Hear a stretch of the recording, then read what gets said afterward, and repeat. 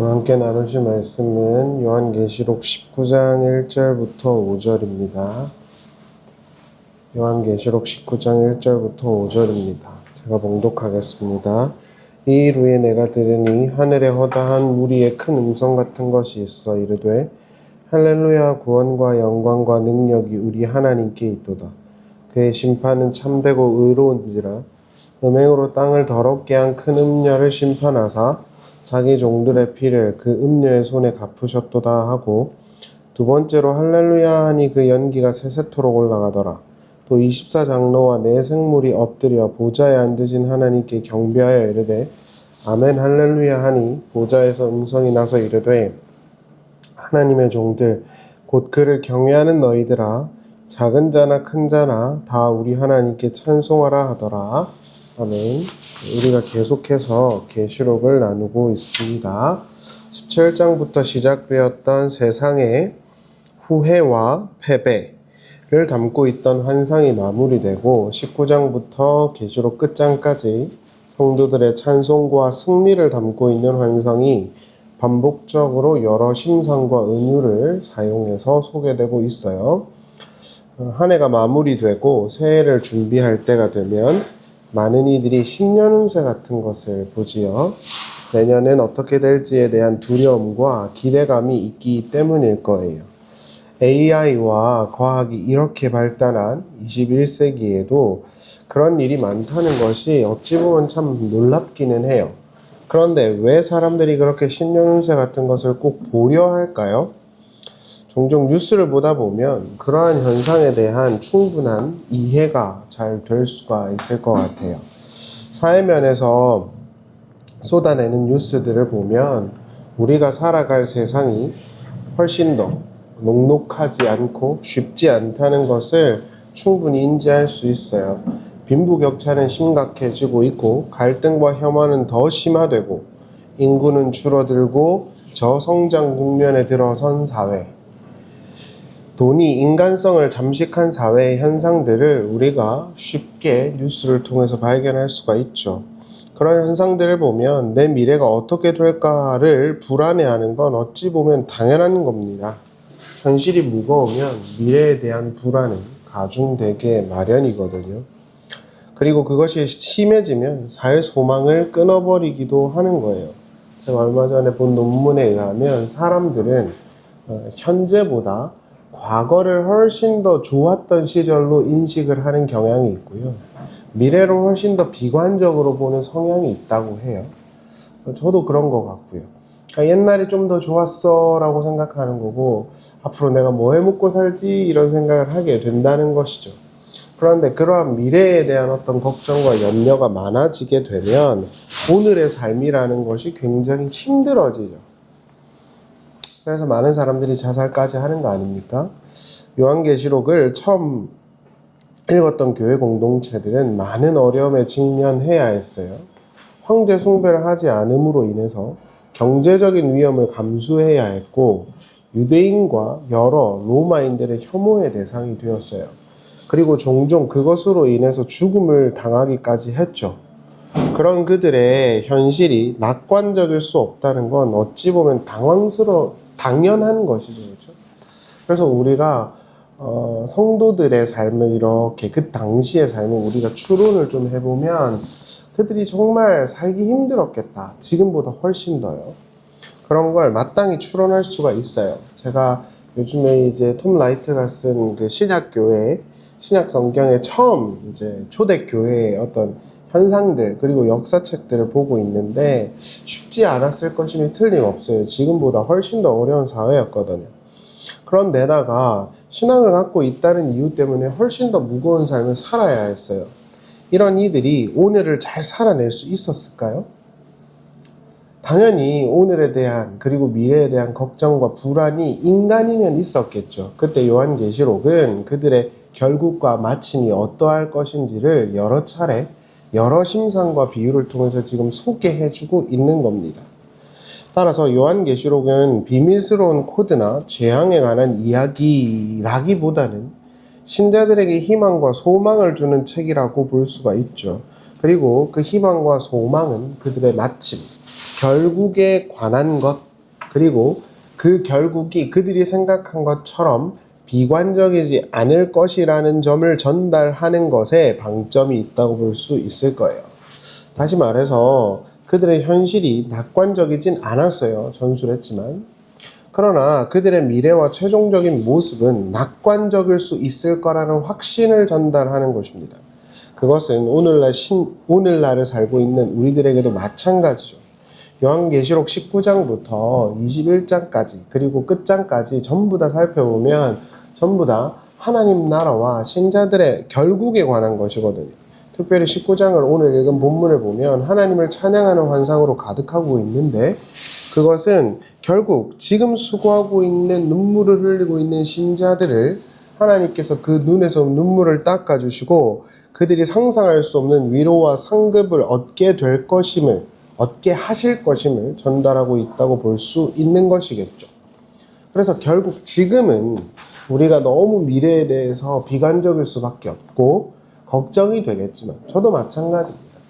그럼에도 불구하고 신자의 마침이 어떠할 것인지 성경은 확실한 환상을 통한 확신을 전달하려 한다는 것입니다. 그럼 우리의 마침 결국은 어떤 것일까요? 계시록 19장 1절을 보세요. 이 이후에 내가 들으니 여기서 이 이후에 메타타우타는 누차 말씀드리지만 장면의 전환을 표현하는 거예요. 그러니까 이런 것들을 순서적으로 풀어서 해석을 하면 안 되는 거예요. 그러니까 예를 들어서 18장이 있고 19장이 그 다음에 역사로 붙어오는 게 아니라 이 인간의 역사와 하나님의 구속사라는 걸 여러 방면으로 이렇게 설명하는 것이고 다른 관점으로 좀 설명해 볼게 라고 표현하는 레토릭 같은 거, 관용 표현 같은 거예요. 그래서 메타타우타 이렇게 되는 것이죠. 이거를 설명을 드리는 이유가 만약에 우리가 이제 흔히 이렇게 말하는 그 세대주의라는 관점에서 보면은 이 일 후에 이 19장에 일이 일어나는데 또 20장에 보면은 천년왕국이 나온단 말입니다. 그럼 18장에서 분명히 세상이 멸망한 것 같은데 순서대로 푸니까 그들의 입장은 19장 왔으면 20장에는 천년왕국의 이야기가 그렇게 해석이 되면 안 될 것 같거든요. 그 사람들이 말하는. 그러니까 그런 식의 순서적인 어떤 내용들 또는 시간의 어떤 흐름으로 보는 내용들 이거는 요한계시록의 전체 취지에 좀 맞지 않는다라는 것이 저의 견해이고 대부분 개혁주의 신학자들의 입장인 것 같아요. 요한은 하늘에서 많은 이들이 부르는 찬송 소리를 듣게 돼요. 1절을 다시 보겠습니다. 내가 들으니 하늘에 허다한 무리의 큰 음성 같은 것이 있어 이르되 할렐루야 구원과 영광과 능력이 우리 하나님께 있도다 이렇게 말하죠. 할렐루야 할렐루야 야훼께 영광을 돌려라 라는 말을 무수히 많은 무리들이 하고 있어요. 이것이 성도들이 끝에 그들의 삶의 끝에서 마주하게 될 내용이에요. 그리고 후술하겠지만 그것이 어느 순간에 그렇게 찬양하는 자가 되는 게 아니라 점점 그렇게 찬양하는 자로 바뀌어져 가는 거예요. 1세대 교회 공동체에게 이 환상은 결국 그들도 하나님을 찬양하는 자들, 하나님의 구원과 능력을 경험하는 자들이 될 것임을 약속하고 있는 것이죠. 하나님은 구약의 많은 선지자들의 예언대로 하나님을 대적하여선 세상 제국을 심판하셨어요. 하나님 나라의 백성들을 괴롭게 하던 세상 제국에 동일한, 아니 그보다 더 큰 심한 영원한 고통을 주셨죠. 고난과 함께 하셨던 하나님께서 이제 최종적인 승리도 그들에게 지금 계속 약속하고 계시는 거예요. 이러한 심상은 네가 지금 비록 힘들고 어렵지만 반드시 네가 성공할 것이고 승리할 것이기 때문에 그 자리를 벗어나지 말라는 약속과 당부를 하고 있다 이렇게 볼 수 있겠죠. 3절을 보시면 두 번째로 할렐루야, 첫 번째로 할렐루야, 두 번째로 할렐루야 계속 할렐루야가 나오죠. 할렐루야 야훼께 영광을 돌리다 라는 뜻이에요. 그 연기가 새서토록 올라가더라. 또 24장로와 네 생물이 엎드려 보좌에 앉으신 하나님께 경배하여 이르되 아멘 할렐루야 또 할렐루야죠. 하니 보좌에서 음성이 나서 이르시되 하나님의 종들 곧 그를 경외하는 너희들아 작은 자나 큰 자나 다 우리 하나님께 찬송하라 하더라 이렇게 나옵니다. 그래서 보시면 그 연기가 새새토록 올라가다라는 표현은 이사야 34장 10절에서 등장하는 표현이에요. 9절부터 좀 보겠습니다. 에돔의 시내들은 변화의 역청이 되고 그 티끌은 유황이 되고 그 땅은 불붙는 역청이 되며 낮에나 밤에나 꺼지지 아니하고 그 연기가 끊임없이 떠오를 것이며, 이 표현을 그대로 착안해서 온 거죠. 사실 요한계시록에서 등장하는 세상에 관한 모든 표현들은 구약의 나라들에게 하나님이 하셨던 그 예언자들의 예언을 이렇게 첩첩산중으로 또는 겹겹이 이렇게 쌓아가지고 여러 심상으로 이렇게 묶어다가 던지는 거거든요. 특히 그 표현들에 있어서 되게 제가 인사이트 있게 본 것은 주로 에돔과 관련된 표현들이 많았던 것 같아요. 물론 다른 나라들도 다 있습니다. 이 이사야서 34장 10절 같은 경우에도 에돔에 관한 이야기거든요. 에돔은 에서의 후손들이죠. 이들은 고대 근동에서 이스라엘 그 지역에서 가장 중요한 지리적인 위치에 입지해 있었어요. 왕의 경로라는 곳을 그들이 이렇게 관리했었거든요. 그래서 그 무역함을 통해서 부를 쌓았던 존재들이에요. 그래서 이러한 심상들이 쌓여서 유대인들의 어떤 문헌들을 보면 야곱과 에서, 이스라엘과 에돔, 그리고 이 에돔이라는 거를 로마나 세상제국으로 바꿔가지고 하나님의 백성들과 세상제국이라는 구도로 이렇게 이해했던 것 같아요. 그래서 요한계시록에서도 보면 이렇게 연기가 세세토록 올라간다 라든지, 또는 무역을 통해 가지고 막대한 부를 쌓았다든지, 또는 하늘 높은 줄 모르고 이렇게 나는 여왕으로 있는 자라든지, 이런 표현들이 특별히 에돔과 관련된, 근데 에돔은 뭐냐 하면은 불을 많이 쌓았던 동네란 말이죠. 그런 것과 관련이 되어 있는 것 같아요. 각설하고 하늘 높은 줄 모르고 자신의 힘과 권력을 자랑하던 로마 제국, 자신의 이름과 영광, 부를 위해서 다른 모든 나라들을 착취하던 로마 제국, 그 세상은 하나님의 손에 의해서 멸망당합니다. 이는 하나님의 나라만을 바라보며 따라가던 교회 공동체에게는 분명한 약속을 전달하는 것입니다. 이는 결국 하나님의 참된 신자와 나라만이 승리할 것이고 성공할 것이라는 것을 전달하는 것이죠. 4절과 6절을 보겠습니다. 또 24장로와 내 생물이 엎드려 보좌에 앉으신 하나님께 경배하여 이르되 아멘 할렐루야. 여기서도 할렐루야란 말이 계속 나오죠. 그렇죠? 하니 보좌에서 음성이 나서 이르시되 하나님의 종들 곧 그를 경외하는 너희들아, 작은 자나 큰 자나 다 우리 하나님께 찬송하라 하더라. 또 내가 들으니 허다한 무리의 음성과도 같고 많은 물소리와도 같고 큰 우레소리와도 같은 소리로 이르되 할렐루야 주 우리 하나님 곧 전능하신 이가 통치하시도다. 이렇게 나와요. 계속 할렐루야가 반복되고 있어요. 여기서 보시면 24장로와 네 생물이 엎드려서 하나님을 찬양하고 있어요. 그런데 그 내용이 전능하신 이가 통치하신다라는 거예요. 이 표현은 시편에서 아주 흔히 등장하는 구도죠. 요한계시록은 이러한 구조를 통해서 독자들로 하여금 시편의 구조를 떠올리게 합니다. 시편은 어땠습니까? 시편은 성도들의 탄원과 호소, 그리고 저주, 이런 것들이 섞여 있으면서 하나님께 대한 원망과 호소와 탄원이 있음과 동시에 결국 하나님을 향해서 호소하던 자들이 하나님을 찬양하는 입술로 바뀌는 것을 이렇게 보여주는 것이 시편의 구조잖아요. 그래서 시편을 보면 하나님 어째서 내 원수가 이렇게 많고 나를 괴롭게 하는 게 어째서 이렇게 많고 이런 이야기들이 나오다가 갑자기 할렐루야 뭐 하나님을 찬양해라 이런 이야기가 나오는 거예요. 우리가 지난 주일날에도 나누었지만 예레미야에게서도 나타나는 것이죠.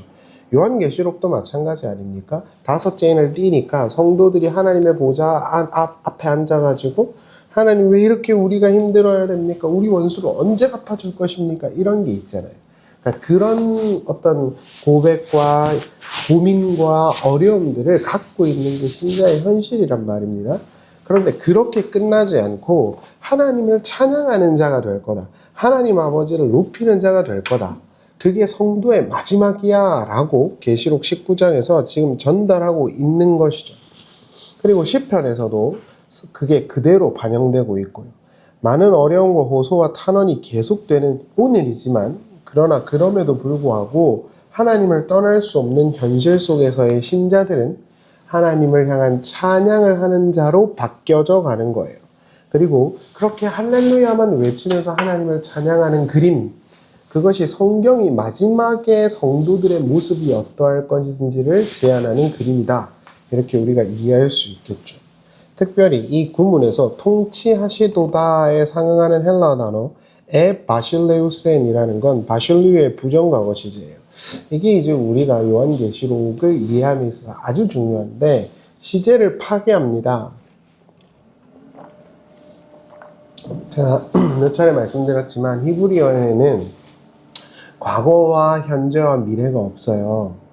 하나님께서 작정하신 어떤 현실이 있는데 그게 드러나진 것과 드러나지 않은 게 있는 거예요. 히브리어적인 개념에서 보면. 그래서 히브리어 공부를 하시는 분들은 알겠지만 완료태와 미완료태만 있는 겁니다. 현재 미래가 없어요. 그러니까 이제 사람들은 그거를 번역하는 사람들은 거기에 맞게끔 이제 해석을 할 수밖에 없죠. 왜냐면 우리가 이해하고 있는 언어 체계는 과거, 현재, 미래인데 히브리어는 그게 아니에요. 히브리어에서는 과거도 없고 현재도 없고 미래도 없어요. 오늘 나에게 드러난 현실이 하나님이 작정하셔서 드러내신 거면 완료된 거고 작정된 현실이 있는데 그게 아직 안 나타났으면 그게 미완료태가 돼요. 좀 다른 개념이란 말입니다. 그래서 그러한 개념들을 신학들을 이해를 해서 어찌됐든 헬라어로 써줬기 때문에 이걸 좀 우리가 이해해야 돼요. 여기서도 하나님께서 통치하실 거야가 아니라 하셨도다가 맞아요. 원래는. 그리고 제가 참고하고 있는 그 신학 서적들을 보면은 통치하시도다. 현재적인 의미가 강한 것으로 주로 신학자들이 이해하고 있어요. 그러니까 언젠가 너네가 찬양할 거야가 아니라 하나님께서 통치하셨구나 라는 것을 너네가 이미 깨달아 알아야 하고 깨닫게 될 것이고 깨닫게 되어 찬양할 것이다. 이런 의도가 지금 함의되어 있는 거예요. 따라서 이러한 최종적인 힘상을 보면서 오늘은 더럽게 힘들고 그냥 참기만 해야 되는구나. 나중에 천국 가서 하나님 찬양하겠지라는 심상을 던지는 게 아니라는 거예요. 구약을 잘 살펴보시면 사실 구약은 되게 현재적인 언어입니다. 그래서 내가 죽어서 천국에 가서 어떻게 될 거다 이런 걸 구약은 거의 언급하지를 않죠. 그러니까 오늘만 있는 거예요. 그래서 우리도 이걸 보면서 그래 언젠가 내가 마지막에 하나님을 찬양하는 자가 되겠지. 지금 너무너무 힘들지만 그때까지 잘 참아서 천국 가서 찬양해야 되겠다가 아니라 그렇게 바뀌어가는 거라고. 이렇게 점진적으로. 그러니까 이 심상을 가지고 계셔야 돼요. 그래서 이걸 보면서 전수를 했지만 그래 우리의 마침은 천국에 가서 그렇게 하나님을 찬양할 거라는 거구나에 너무 심취하면 안 되고 오히려 그런 모습을 향해서 우리가 이 현실 속에서 밀려가고 있구나.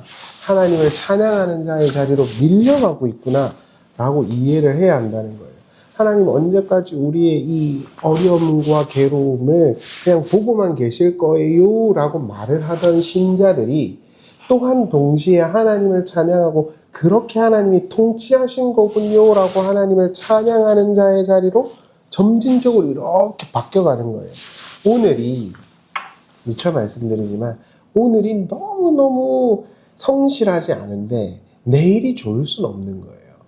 오늘 내가 하나님 아버지의 말씀과 그 진리의 말씀을 향해서 열심히 달려가지 않는데 갑자기 내일 개과천선하는 일은 극히 드물어요. 없다고 부정할 수는 없어요. 그러나 극히 드뭅니다. 전적인 하나님의 은혜, 정말 뭐라고 표현해야 될까요? 진짜 하나님의 대단하고 크신 은혜가 개입하지 않으면 그럴 리가 없어요. 99.8%는 그럴 수 없습니다. 요한계시록도 마찬가지고 성경의 언어가 그래요. 그래서 오늘 너무 불평하고 하나님께 원망하고 있는데 예수 믿어서 천국 가면 거기서는 찬양만 드리겠지라는 심상을 갖고 있으면 안 된다는 거예요. 하나님 아버지께서 우리가 지금까지 이렇게 이해했었던 세상의 심판과 모양과 성도를 향한 하나님의 구원하신 것 이런 걸 오늘 우리가 조금씩 인지해 가면서 하나님 뭐 하세요? 라고 하던 우리가 하나님 통치하시고 계셨네요 라는 우리로 바뀌어가고 있는 거라고요. 오늘요. 그래서 여기서 주 하나님이 통치하시도다 라는 그 하시도다가 부정과거 시제 이미 일어난 일회적 사건으로 서술되고 있는 거예요. 따라서 우리가 자칫 잘못하면 빠질 수 있는 종말론의 위험성을 여기서 막을 수 있죠. 그러니까 예를 들어서 오늘은 너무 불평하고 하나님께 대한 감사도 없고 하나님을 찾지도 않고 하나님과 무관했는데 갑자기 죽기 직전에 하나님 믿으면 천국 갑니다. 이런 식의 논리 구조 자체가 깨진다는 말입니다. 그리고 뭐 우리가 말하는 그 소위 말하는 임박한 종말론을 믿는 사입이나 또는 조금 왜곡되어 있고 기울어져 있는 편향되어 있는 그런 이들의 주장들에게 우리가 경도되지 않을 수 있죠. 현혹되지 않을 수 있죠. 오늘이 중요한 거라고. 하나님이 통치하고 계신 거였구나 라는 거를 과거에도 지금도 그때에도 나중에도 결국 성도들은 조금씩 알아가면서 할렐루야를 외치는 자가 되어져 갈 거라는 거예요. 언제요? 오늘이요. 그래서 하나님께서 그렇게 이 로마가 승승장구하고 우리가 괴롭던 그때마저도 하나님이 우리를 통치하고 계셨구나. 할렐루야, 하나님 찬양 받으심이 마땅합니다. 하나님이 우리를 구원하셨습니다 라고 말하는 거예요. 그러니까 오늘이 굉장히 중요하다. 따라서 이런 걸 보시면서 제가 뭐 전수를 했지만 그래 언젠가 죽어서 그럴 거야 정도로 생각하시면 안 되고 조금 더 확장되어서 그래 지금 내가 하나님께 대한 호소와 탄원이 있지만 그럼에도 불구하고 하나님이 나를 붙드셔서 하나님이 통치하시고 계시다라는 사실을 깨닫게 하게 하실 거고 그게 점진적으로 하나님을 찬양하는 자의 자리로 밀려가게 되는 것이라는 걸 과거에서부터 지금부터 미래까지 그 과정이 연속적으로 이렇게 붙어 있다는 걸 우리가 이해를 해야 합니다. 헬라어를 요한계시록으로 이렇게 헬라어로 요한계시록을 읽어본 사람들은 대부분 다 이렇게 동의할 겁니다.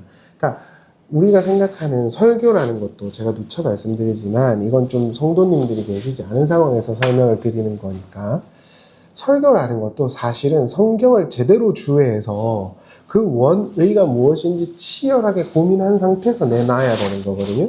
근데 그 원의가 뭔지를 알기 위해서는 성경을 다양하게 봐야 됩니다. 번역본을 다양하게 봐야 돼요. 개역 개정이나 개역 성경이나 이걸 우리가 통상적으로 들고 다니기는 하지만 사실 그것이 원어와 잘 매칭이 안 되는 것들이 되게 많습니다. 그래서 설교자들은 그러니까 일반 성도님들은 그걸 못하니까 목사님들한테 이제 생활이나 이런 것들에 신경 쓰지 마시고 그 일을 전념해달라고 사례비를 주는 거예요. 설교자, 목사의 기본은 설교잖아요. 그래서 설교를 하는 사람들은 기본적으로 제가 볼 때는 적어도 여러 가지 번역본을 살펴보고 신학서적을 읽는 건 기본입니다. 기본 중에 기본이에요. 그리고 그러한 기본적인 작업을 해보신 분들이라면 제가 어떠한 취지에서 이런 말씀을 드리는지 충분히 이해하실 거예요. 요한계시록을 헬라어 원문으로 한 2장만 써보면 현재와 과거와 미래가 아주 복잡하게 섞여 있다는 걸 알게 되실 것입니다. 마찬가지로 이 개념도 마찬가지입니다. 세상에 대한 심판도 마찬가지입니다. 요한계시록을 이제 끝내가는 이 시점에서 제가 반드시 꼭 말씀드리고 싶은 건 이겁니다. 요한계시록의 언어는 미래에 언젠가 되어질 그러한 것에만 국한되지 않습니다.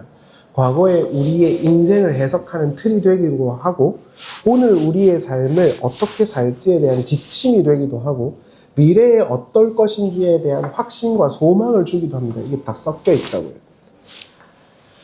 그래서 요한계시록 19장에 나오는 이 찬송하는 장면도 이미지와 환상도 그렇게 이해함이 마땅한 것 같아요. 말씀을 마치겠습니다. 하나님은 약속대로 모든 하나님의 나라를 이루어내셨고 내시고 있고 내실 겁니다. 그래서 요한계시록을 보면 구약에서 예언했던 예언자들의 표현을 그대로 갖다 쓰는 거예요. 하나님이 그 선지자들을 통해서 예언하셨던 하나님 반드시 그 약속을 지키실 것이다 라는 것을 전달하는 것이죠. 그리고 우리는 그 하나님의 약속의 이행을 보면서 하나님 뭐하고 계세요? 라고 하던 우리가 하나님 통치하고 계셨네요 라는 우리로 바뀌어져 갈 것입니다.